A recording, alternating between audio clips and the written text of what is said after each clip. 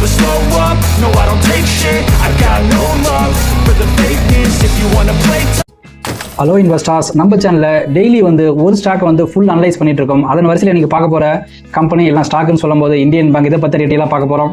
இந்த பேங்க் வந்து 1907 தான் முதல் ஸ்டார்ட் பண்ணாங்க. இந்த பேங்க் என்னென்ன பிஸ்னஸ்லாம் ப்ரொவைட் பண்ணுறாங்கன்னா, இவங்க வந்து treasury, corporate, wholesales banking, retail banking and other banking operation இது எல்லாமே இவங்க ப்ரொவைட் பண்ணுறாங்க. இவங்களுடைய மார்க்கெட் பொசிஷன் பார்க்கும்போது இவங்க வந்து ஒரு பப்ளிக் செக்டார் பேங்க், அதிலே வந்து 7th லார்ஜஸ்ட் பொசிஷன் இருக்காங்க. மேலும் மார்க்கெட் கேப் வைஸ் பார்க்கும்போது இவங்க ஒரு 6வது இடத்துல இருக்காங்க. இந்த கம்பெனியோட ரெவன்யூ பிரேக்னு பார்க்கும்போது ரீட்டைல் பிஸ்னஸில் மட்டும் 39% ரிட்டர்ன்ஸ் கிடைக்குது.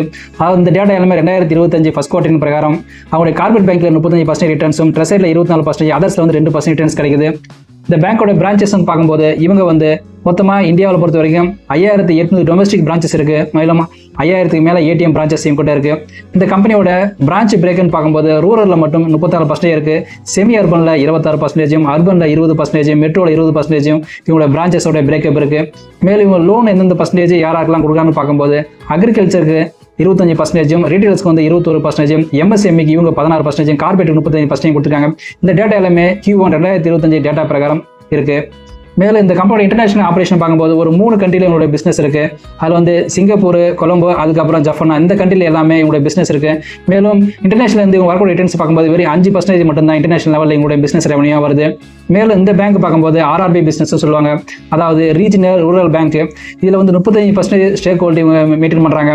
அதில் வந்து தமிழ்நாடு கிராம பேங்க், சப்தகிரி கிராமனா பேங்க், அடுத்தது பத்வா பாரதியார் கிராம பேங்க், இதில் வந்து இவங்க ஸ்டாக் ஹோல்டிங் வந்து தொடர்ந்து வந்து கண்டினியூ பண்ணிட்டு இருக்காங்க. ஸோ ஓவராலாக பார்க்கும்போது இந்த பேங்கோடைய பிஸ்னஸ் ப்ரொஃபைல் உண்மையிலேயே சூப்பர். நம்ம வீடியோ பார்க்குற 21% பேர் மட்டும் தான் சப்ஸ்கிரைப் பண்ணி பார்க்குறாங்க. மீதகிற 78% பேர் பார்த்தீங்கன்னா சப்ஸ்கிரைப் பண்ணால் தான் பார்க்குறீங்க. நீங்கள் இந்த வீடியோ சப்ஸ்கிரைப் பண்ணால் எனக்கு ஒரு சப்போர்ட்டாக ஒரு மோட்டிவேட்டாக இருக்கும். இந்த வீடியோ உங்களுக்கு பிடிச்சிருந்தா சப்ஸ்கிரைப் பண்ணுங்கள், லைக் பண்ணுங்கள், கமெண்ட் பண்ணுங்கள். Thank you to all. இந்தியன் பேங்கோடைய ஃபினான்ஷியல் வேல்யூ எப்படி இருக்குன்னு பார்த்துருவோம். இவங்களுடைய மார்க்கெட் கேப் பார்க்கும்போது 1 லட்சம் கோடிக்கு மேலே இருக்குது. இவங்களுடைய ஸ்டாக் பி பார்க்கும்போது 8ல் இருக்குது. இண்டஸ்ட்ரி பார்க்கும்போது நியரஸ்டாக 8. ஸோ ஸ்லைட்லி தான் கொஞ்சம் அதிகமாக இருக்குது இண்டஸ்ட்ரி பியோட. இவங்களுடைய ROCE பார்க்கும்போது 6% இருக்குது. இவங்க டிவிடெண்ட் டீல் பார்க்கும்போது 2க்கு மேலே இருக்குது. ஸோ ஒரு டீசெண்டான ஒரு டிவிடெண்ட் டீல் கொடுக்குற ஒரு கம்பெனின்னு சொல்லலாம். அடுத்து இவங்க கடன் பார்க்கும்போது 7,78,000 கோடிக்கு மேலே இருக்குது. அதாவது இவங்க மார்க்கெட் கேப்போட கிட்டத்தட்ட 7 மடங்கு மேலே கடன் இருக்குது. இவங்க டெப்ட் ஈக்விட்டி பார்க்கும்போது 10ல் இருக்குது. பெரும்பாலும் டெப்ட் ஈக்விட்டி 1 விட கம்மியாக இருந்தால் தான் அது வந்து ஒரு நல்ல ஸ்டாக்னு சொல்லுவோம். பட் இவங்க வந்து அதிகமாக இருக்குன்னு உங்களுக்கு ஒரு கேள்வி ஏறலாம். அதுக்கான காரணம் பார்த்தோன்னா, இந்த டெப்ட் ஈக்விட்டி பார்த்தோன்னா ஃபினான்ஷியல் செக்டர், அதாவது பேங்கிங் செக்டர், நான் பேங்கிங் செக்டருக்கு பார்க்கக்கூடாது. காரணம் என்னன்னா, இவங்க வந்து RBI ப்ளஸ் வெளியில் கடன் வாங்கி தான் கடன் கொடுப்பாங்க. அதனால கண்டிப்பாக இவங்களுடைய கடன் கண்டிப்பாக அதிகமாக தான் இருக்கும். அடுத்து இவங்களுடைய EPS பார்க்கும்போது 81, OPM பார்க்கும்போது 68 இருக்குது. இப்படி கரண்ட் ப்ரைஸை பார்க்கும்போது 751, இவங்க புக் வேல்யூ பார்க்கும்போது 531 இருக்குது. ஸோ புக் வேல்யூட இந்த கம்பெனி ஸ்லைட்லி கொஞ்சம் அதிகமாக ட்ரேட் ஆகிட்டு இருக்கு. இப்போ ROE பார்க்கும்போது 17% இருக்குது. இந்த கம்பெனி 1 இயர் ஹையில் வந்து 761, 1 இயர் லோவில் வந்து 474 ட்ரேட் ஆகிருக்கு. இந்த கம்பெனியோட ஃபேஸ் வேல்யூ பார்க்கும்போது 10ல் இருக்குது. இந்த கம்பெனியோட ஃபீ ரேஷியோ பார்க்கும்போது 0.2ல் இருக்குது. ஸோ நல்ல ரேஷியோ தான். ஓவராலாக இந்த ஃபினான்ஷியல் வேல்யூ எல்லாமே ஒரு குட் அப்படின்னா ஒரு ஆவரேஜ் ரேஞ்சில் தான் இருக்குது. இந்தியன் பேங்கோடைய பேலன்ஸ் ஷீட் எப்படி இருக்குன்னு பார்த்துருவோம். இந்த டேட்டா வந்து 2015 to 2025 லாஸ்ட் 10 இயர்ஸ் இருக்குது. இதனுடைய ரிசர்வ்னு பார்க்கும்போது 2015 549 கோடியாக இருந்தது. இப்போ பார்க்கும்போது 70,000 கோடிக்கு மேலே இருக்குது. இது டெபாசிட் வந்து 2015 204 கோடியாக இருந்தது. இப்போ பார்த்தோன்னா 7,37,000 கோடிக்கு மேலே இருக்குது. இது ஒரு பாசிட்டிவான விஷயம். இவங்க பாரோவிங் பார்க்கும்போது 2000 வெறும் 600 கோடியாக இருந்து இப்போ பார்த்தா 41,000 கோடிக்கு மேலே இருக்குது. அடுத்து இவங்க டோட்டல் அசட்டுன்னு பார்க்கும்போது 2015 வெறும் 36 கோடியாக இருந்து இப்போ பார்க்கும்போது 8,70,000 கோடிக்கு மேலே இருக்குது. ஸோ இவங்களுடைய கடனோட இவங்க அசட் அதிகமாக இருக்கிறதுனால ஒன்றும் பெரிய லெவலில் பிரச்சனை இல்லை. பட் இந்த ஒரு ரேஷியோ ஒரு ஆவரேஜாக தான் இருக்குது. அடுத்து ஒரு கம்பெனி இல்லை ஒரு ஸ்டாக்கு இப்படி நல்லா பர்ஃபார்மன்ஸ் பண்ணுதுன்னா அதே சேம் பிஸ்னஸ் இருக்கிற மற்ற ஸ்டாக் கூட கம்பேர் பண்ணி பார்த்தா தான் அவங்களுடைய வளர்ச்சி எப்படி ரிட்டர்ன் எப்படி தெரிய வரும். இதே மாதிரி இதே சேம் பிஸ்னஸில் இருக்கிற ஒரு கவர்மெண்ட் பேங்க் வந்து SBI, Canara bank, bank of Baroda, இதனுடைய இயர் ஆன் இயர் ரிட்டர்ன்ஸ் வந்து எப்படி கொடுத்துருக்குன்னு டீட்டெயிலாக பார்த்துருவோம். இந்தியன் பேங்க் 1 மந்த்தில் வந்து 14% கொடுத்துருக்காங்க. 1 இயரில் 39%, 5 இயர்ஸில் 1220% ரிட்டர்ன்ஸ் கொடுத்துருக்காங்க. ஓவராலாக 2007 இந்த பேங்க் லிஸ்டிங் ஆனாங்க ஷேர் மார்க்கில். இது வரைக்கும் பார்க்கும்போது 671% கிட்டத்தட்ட 6 மடங்கு ரிட்டர்ன்ஸ் கொடுத்துருக்காங்க. அடுத்து SBIன்னு பார்க்கும்போது 1 மந்த்தில் 8%, 1 இயரில் 9%, 5 இயர்ஸில் 322%, அதாவது 3 மடங்கு. ஓவராலாக பார்க்கும்போது 3869%, அதாவது 2002 தான் இந்த பேங்க் வந்து ஷேர் மார்க்கெட் லிஸ்டிங்காக இருக்காங்க. அடுத்து வந்து கனரா பேங்க்ஸ் பார்க்கும்போது லாஸ்ட் 1 மந்த்தில் 19%, 1 இயரில் 9%, 5 இயர்ஸில் பார்க்கும்போது 591%, நியரஸ்ட்டாக ஒரு 6 மடங்கு வந்து ரிட்டர்ன்ஸ் கொடுத்துருக்காங்க. ஓவராலாக 2002 தான் இந்த பேங்க் லிஸ்டிங் ஆகிருக்காங்க. இது வரைக்கும் 1374%, கிட்டத்தட்ட ஒரு 13 மடங்கு ரிட்டர்ன்ஸ் கொடுத்துருக்காங்க. ஃபைனலாக பேங்க் ஆஃப் பரோடா 1 மந்த்தில் வந்து 10%, 1 இயரில் 4%, 5 இயர்ஸ்னு பார்க்கும்போது 520%. ஓவர் 2002 தான் இந்த பேங்க் வந்து லிஸ்டிங் ஆகிருக்காங்க. இது வரைக்கும் 21 மடங்கு 2132% வந்து ரிட்டர்ன்ஸ் கொடுத்துருக்காங்க. இந்த இது கம்பேரிசன் வச்சு பார்க்கும்போது லாஸ்ட் வந்து 1 மந்த் 1 இயர் 5 இயர்ஸ் பார்க்கும் உண்மையிலே இந்தியன் பேங்க் தான் சூப்பராக பர்ஃபார்மன்ஸ் பண்ணிக்கிறாங்க. பட் ஓவராலாக பார்க்கும்போது SBI, Canara bank, bank of India இந்த 3 பேங்க் தான் உண்மையிலே ஓவராலாக சூப்பர் பர்ஃபார்மன்ஸ் பண்ணியிருக்காங்க. பட் லாஸ்ட் இந்த 1 இயர் 1 மந்த்ல எல்லாமே இந்த 3 பேங்க்கும் கொஞ்சம் லோவாக தான் பர்ஃபார்மன்ஸ் பண்ணியிருக்காங்க. அதுக்கான காரணம் இவங்களுடைய பிஸ்னஸ் மாடல்னே சொல்லலாம். ஸோ ஒரு ஷார்ட் டைமில் பார்க்கும்போது உண்மையிலே இந்தியன் பேங்க் தான் சூப்பராக பர்ஃபார்மன்ஸ் பண்ணியிருக்கு. இந்தியன் பேங்கோடைய ப்ராஃபிட் அண்ட் லாஸ் ஸ்டேட்மெண்ட் எப்படி இருக்குன்னு பார்த்துருவோம். இந்த data 2015 to 2025 last 10 years data. இவங்க ரெவன்யூன்னு பார்க்கும்போது 2015 15,000 கோடியாக இருந்து இப்போ வந்து 62,000 கோடி அதிகரிச்சிருக்கு. இவங்க இன்ட்ரெஸ்ட்னு பார்க்கும்போது 2015 11,000 கோடியாக இருந்து இப்போ வந்து 38,000 கோடியாக அதிகரிச்சிருக்கு. இவங்க எக்ஸ்பென்ஸ்னு பார்க்கும்போது 2015 4,000 கோடியாக இருந்து இப்போ வந்து 19,000 கோடியாக கிட்டத்தட்ட ஒரு 5 மடங்கு ஸ்லைட்லி அதிகரிச்சிருக்கு. ஃபைனலாக வந்து இவங்க நெட் ப்ராஃபிட் பார்க்கும்போது 2015 1000 கோடியாக இருந்து இப்போ வந்து ஒரு 10,000 கோடிக்கு மேலே கிட்டத்தட்ட ஒரு 10 மடங்கு அதிகரிச்சிருக்கு. இது ஒரு நல்ல விஷயம் தான்.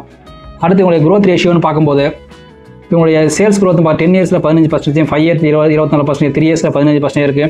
இவங்களுடைய ப்ராஃபிட் growthன்னு பார்க்கும்போது 10 இயர்ஸில் 27%, 5 இயர்ஸில் 67%, 3 இயர்ஸில் 40% இருக்குது. அடுத்து இவங்க CAGR பார்க்கும்போது லாஸ்ட் 10 இயர்ஸில் 19%, 5 இயர்ஸில் 67%, 3 இயர்ஸில் 56% இருக்குது. லாஸ்ட் 1 இயரில் 41% நல்லா கொடுத்துருக்காங்க. ஸோ நல்ல CAGR தொடர்ந்து ஃபாலோ பண்ணிட்டு இருக்காங்க. அடுத்து இவங்க ROIன்னு பார்க்கும்போது லாஸ்ட் 10 இயர்ஸில் 11%, 5 இயர்ஸில் 13%, 3 இயர்ஸில் 15% கொடுத்துருக்காங்க. லாஸ்ட் 1 இயரில் மட்டும் 17%. லாஸ்ட் 1 இயரில் நிறைய ஸ்டாக்ஸ் நிறைய கம்பெனி எல்லாமே ஒரு நெகட்டிவ் ரிட்டர்ன்ஸ் தான் கொடுத்துருக்காங்க. பட் இந்த பேங்க் உண்மையிலேயே சூப்பராக பர்ஃபார்மன்ஸ் பண்ணியிருக்காங்க. இந்தியன் பேங்கோடைய peer comparison and share holding patterns எப்படி இருக்குன்னு பார்த்துருவோம். உங்களுடைய பியர் கம்பாரிசன் பார்க்கும்போது மார்க்கெட் ப்ரைஸ் இவங்க வந்து ஒரு 6வது எடுத்துருக்காங்க. நம்பர் 1ல இருக்குது SBI பேங்க், அடுத்து bank of Baroda, Punjab national bank, Canara bank, union bank of India, Indian bank, ஃபைனலாக IOB பேங்க் இருக்குது. இந்த பேங்க்கை கம்பேர் பண்ணும்போது இவங்க டிவிடெண்ட் ஈல்ட்னு ஒரு டீசெண்டான டிவிடெண்ட் ஈல்ட் கொடுத்துட்டு வராங்க. அடுத்து இந்த கம்பெனியோட ஷேர் ஹோல்டிங்ஸ் பேட்டர்ன்ஸ் பார்க்கும்போது 2022 2025 குவார்டர் வைஸ் பார்த்துருவோம். இவங்க ப்ரொமோட்டர்ஸ் 9% இருந்தது, இப்போ பார்க்கும்போது 73% அதிகரிச்சிருக்காங்க. லாஸ்ட் 3 குவார்ட்டர்ஸாக பெரிய லெவலில் சேஞ்சஸ் எல்லாம் அப்படியே கண்டினியூவாக ஹோல்ட் பண்ணிட்டு இருக்காங்க. FIs பார்க்கும்போது 3% இருந்தது, இப்போ பார்க்கும்போது 4% கிட்ட இருக்காங்க. லாஸ்ட் 3 குவார்ட்டர் வந்து இவங்க தொடர்ந்து லைட்டாக குறைச்சிட்டு தான் வராங்க. இது ஒரு நெகட்டிவ் சைன் தான். DIஸும் பார்க்கும்போது 1% இருந்தது, இப்போ பார்க்கும்போது 18% இருக்குது. லாஸ்ட் 3 குவார்ட்டர்ஸாக பார்க்கும்போது இவங்களும் ஸ்லைட்லி இவங்களோட ஹோல்டிங்ஸை குறைச்சிட்டு வராங்க. பப்ளிக்னு பார்க்கும்போது 4% இருக்குது, இப்போ பார்க்கும்போது 3% இருக்குது. லாஸ்ட் 3 குவார்ட்டர்ஸை பார்க்கும்போது இவங்க ஹோல்டிங்ஸை குறைச்சிட்டு வராங்க. ஸோ பப்ளிக்கும் FIயும் லாஸ்ட் 3 குவார்ட்டராகவே இவங்க குறைச்சிட்டு தான் வராங்க. இது ஒரு இந்த கம்பெனிக்கு இந்த பேங்க்குக்கு வந்து ஒரு நெகட்டிவ் சைன் தான். ஸோ இது இந்த ரேஷியோ வச்சு பார்க்கும்போது ஒரு 50-50 இந்த ரேஞ்சில் இருக்குது, அதாவது ஒரு ஆவரேஜ்னு சொல்லலாம். இந்தியன் பேங்கோடைய கன்க்ளூஷன் பார்த்துருவோம். இந்த பேங்க்கோடைய பாசிட்டிவ் ஃபஸ்ட்டு பார்த்துருவோம். இந்த பேங்க்கோடைய பிஸ்னஸ் ப்ரொஃபைல் உண்மையிலேயே சூப்பராக இருக்குது. இவங்களுடைய ஃபினான்ஷியல் வேல்யூ ஒரு ஓகே லெவலில் தான் இருக்குது. அடுத்து இவங்களுடைய ப்ராஃபிட் அண்ட் லாஸ் ஸ்டேட்மெண்ட் உண்மையிலேயே சூப்பராக தான் இருக்குது. பெருசாக எந்த ஒரு இடத்தையும் லாஸோ ஒரு நெகட்டிவாக எந்த ஒரு இடத்துமே போகல.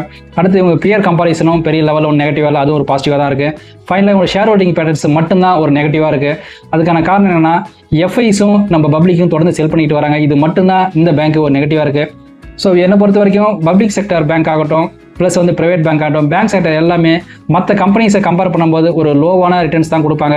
மற்ற கம்பெனிஸ் எல்லாமே ஒரு ஹை க்ரோத்தில் போகுதுன்னா இவங்க வந்து ஒரு ஆவரேஜான ரிட்டர்ன்ஸ் தான் கொடுப்பாங்க. அதில் பேங்க் செக்டர் கண்டிப்பாக கன்சிடர் பண்ணுற மாதிரினா இதை மேபி நல்ல ரிட்டர்ன்ஸ் கொடுக்க ஃபியூச்சரில் ஒரு லாங் டைமுக்கு கண்டிப்பாக கன்சிடர் பண்ணுறதுக்கு நல்ல வாய்ப்புகள் இருக்குது.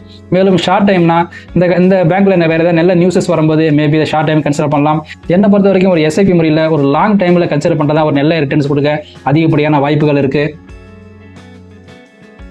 என்னுடைய பர்சனல் ஒப்பீனியன் கேட்டால் நான் எப்பவுமே பேங்க் செக்டர், அதாவது ப்ரைவேட் பேங்க் ஆகட்டும் இல்லை ஒரு கவர்மெண்ட் செக்டர் பேங்க் ஆகட்டும், கண்டிப்பாக நான் எந்த ஒரு பேங்க் செக்டரில் இன்வெஸ்ட்மெண்ட் பண்ண மாட்டேன். அதுக்கான காரணம் என்னென்னா நம்ம எல்லாருமே பணம் சம்பாதிக்க தான் ஷேர் மார்க்கெட் ஆகட்டும் ஒரு பிஸ்னஸ் நம்ம ஈடுபடுறோம். ஸோ ஒரு நல்ல ரிட்டர்ன்ஸ் கொடுக்குற ஒரு பிஸ்னஸ் தான் எல்லாமே இறங்கும். பேங்க் செக்டர் எப்பயுமே வந்து ஒரு லோ அப்படி இல்லைனா ஒரு பிலோ ஆவரேஜான ரிட்டர்ன்ஸ் தான் கொடுக்கும். ஸோ நான் எப்பவுமே மோஸ்ட்லி வந்து எந்த ஒரு ப்ரைவேட் பேங்க் கவர்மெண்ட் பேங்க்கில் மோஸ்ட்லி இன்வெஸ்ட்மெண்ட் பண்ண மாட்டேன்.